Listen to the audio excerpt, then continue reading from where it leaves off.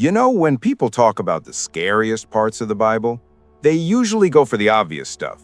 The plagues in Egypt, the great flood, the fiery end of the world in Revelation, monsters and beasts.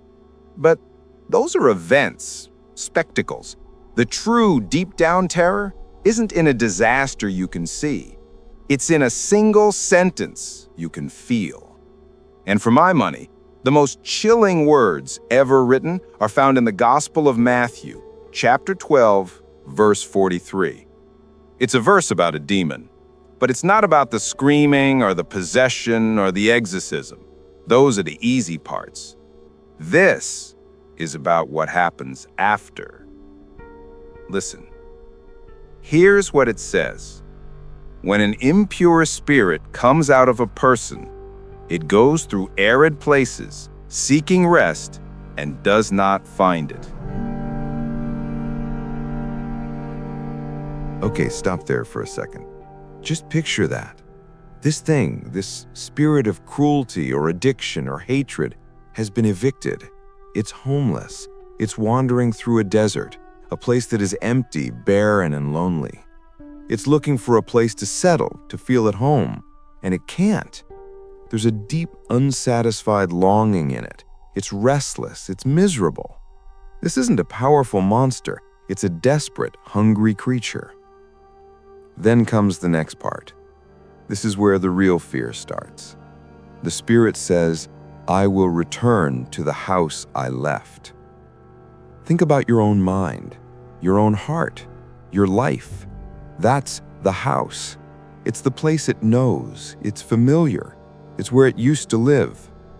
Maybe for you, the house is addiction you thought you beat, a bitterness you thought you forgave, a fear you thought you conquered. The demon doesn't go looking for a new person to terrorize first. Its first instinct is to go back to you. So it makes the journey back.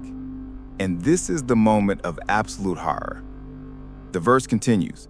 When it arrives, it finds the house unoccupied, swept clean, and put in order. This is the scariest part of the whole story. The person has gotten clean. They've fought their battle. They've swept their life clean. They've organized their things. On the outside, everything looks great. They're sober. They're positive. They're saying the right things. The house is spotless, but it's empty. There's no new tenant. They removed the bad thing, but they didn't replace it with a good thing. They left the door unlocked. Listen to what happens next. The demon, seeing this empty, clean, inviting space, doesn't just come back alone. It goes and finds 7 other spirits more wicked than itself, and they all go in and live there. The final state of that person is worse than the first. That's the punchline. That's the terror. It's not about losing a fight. It's about winning a battle but leaving the fortress undefended. Nature abhors a vacuum, and so does the spiritual world. You cannot just be against something. You have to be for something. You can't just quit a bad habit. You have to start a good one. You can't just reject hate. You have to actively practice love. You can't just sweep the house clean. You have to move new furniture in. You have to put a new owner in charge. If you only focus on getting rid of the darkness without turning on a light, the darkness will just come back. And it will bring friends. It will be smarter, stronger, and harder to evict the second time.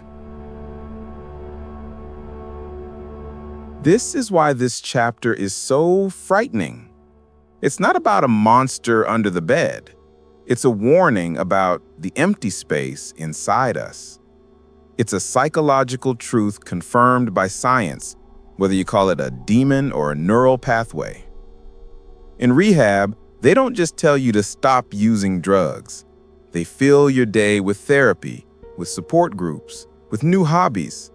They fill the vacuum. In therapy, you don't just try to stop being sad. You try to build a life that generates joy. You fill the vacuum. The ancient writer of Matthew knew this 2,000 years ago. The biggest risk isn't the initial fall. It's the relapse. And the relapse happens because we leave the house empty. So listen to the warning. The victory isn't in the exorcism. The victory is in the moving in. It's in what comes next. It's in filling that clean swept space with something stronger, something that locks the door and keeps the lights on for good.